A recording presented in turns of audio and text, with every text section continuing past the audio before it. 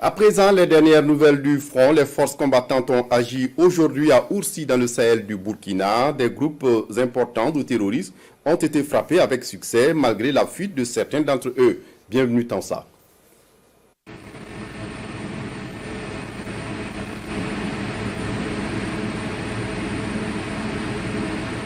Sur la base de renseignements, des missions de reconnaissance aérienne ont permis de détecter à Oursi dans le Sahel plus de 500 terroristes sur plusieurs pick-up et plus de 200 motos répartis en groupes importants dans la ville.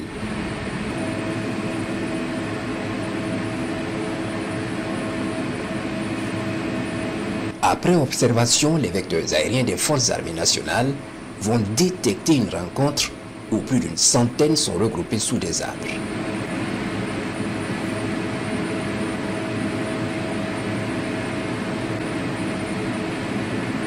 C'est le moment choisi pour déclencher des frappes de précision. Un missile va frapper ce groupe avec succès.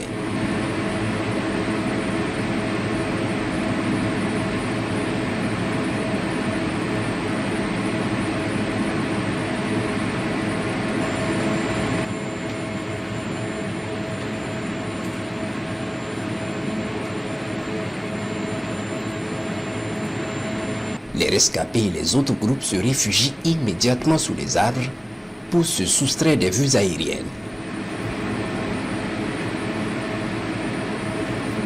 Un pick-up, soigneusement camouflé avec des personnels sous un arbre, sera frappé avec succès par un deuxième missile.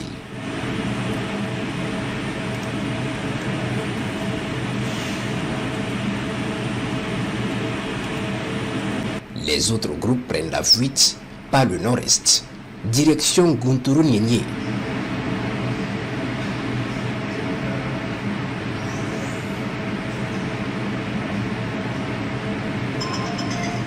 Ils sont vite rattrapés dans la forêt et frappés intensément jusqu'à destruction totale des moyens majors ainsi que le maximum de personnel. Les opérations se poursuivent. Beaucoup vous reprochent justement donc cette stratégie, la guerre, elle est coûteuse. Comment vous expliquez aux Burkinabés cette option? Mais la guerre, nous ne l'avons pas choisie. Elle nous a été imposée et nous la ferons. La guerre n'est pas coûteuse, elle n'est pas plus coûteuse que nos vies que nous perdons. Donc, il faut la faire. C'est la seule option qui est là. Voilà. Je ne sais pas si vous avez d'autres options, mais pour nous, c'est la guerre. On nous a attaqués, on se défend et nous allons nous défendre. Nous allons défendre notre territoire, coûte que coûte, vaille que vaille. Alors, vous insistez sur ce point, pas question de négocier avec les terroristes? Non, on ne négocie pas. Il n'y a pas 1 centimètre de ce territoire-là qu'on va négocier. On ne donnera rien, pas 1 franc du contribuable. Si le contribuable nous donne 1 franc, on préfère payer des armes que de négocier. Je pense qu'on a mis ça dans la tête des gens pour nous garder longtemps dans la guerre. Non.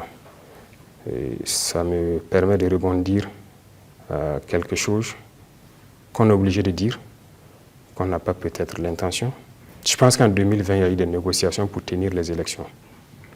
Alors, vous les journalistes, je suppose que vous avez suivi et vous savez ce que ça fait. Peut-être qu'il y a certaines choses que vous ne savez pas, mais nous, en tant que combattants, qui nous fait très mal. On était en détachement en 2020. On a reçu des instructions d'arrêter tout ce qui est opération cinétique.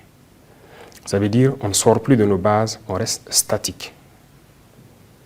Déjà, c'est un mal. Ça fait très mal aux combattants, aux soldats de voir ça. Pire, on a été nargués. Les terroristes nous ont nargués. Demandez à ceux qui étaient à Kelbo en son temps.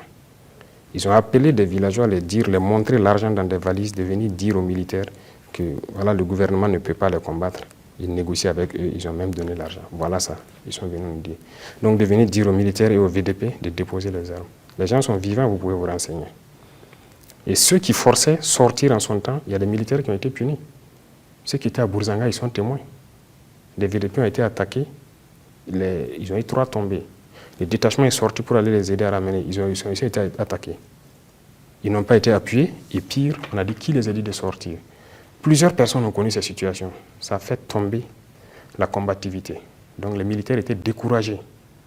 Ils ne savaient plus c'est quoi ce problème. Et ça persistait tellement que les gens partent en détachement pour juste s'asseoir. Voilà le premier problème que ça a mené. Deuxièmement, l'argent qui a été donné aux terroristes, parce que ça, les gens ont vu. Voilà, même ceux qui sont à Djibo aussi peuvent témoigner. Les véhicules qui venaient nettoyer puis continuaient vers Nassombo avec des valises. Voilà, peut-être à l'armée de l'air, vous aurez des preuves. L'argent est sorti. Ils ont pris cet argent, ils se sont équipés. Ils se sont bien installés. Et c'est à partir de ce moment que nous avons commencé à entendre des voix d'enfants au poste. Parce qu'ils ont payé beaucoup de transmissions, ils ont créé un réseau. Et une fois que le réseau a été bien créé, bien stabilisé, ils ont commencé à détruire tous les pylônes. Nous, nos populations ne peuvent plus nous alerter. Et eux, puisqu'ils ont un autre système de communication, et ils ont commencé à détruire tout le système de communication qui existait. Troisième chose négative, ça a coupé le lien entre nous et les populations. Vous imaginez, on vous dit, c'est interdit de sortir. Vous êtes assis. Les populations vous appellent. Et Naba, ils sont ici, ils sont ici, ils sont ici. Vous avez interdiction de sortir. Vous êtes obligé de faire semblant de tourner. Lendemain encore, ils vont dire, 3 jours, 4 jours. Qu'est-ce qu'ils commencent à nous dire? Que quoi? Sirkabe Zabrapouin. Voici la phrase. Qu'il n'y a pas de vérité dans notre combat. Et ils voient les gars, ils nous appellent, on ne vient jamais. On ne peut pas dire à ces populations-là qu'on a interdiction de sortir.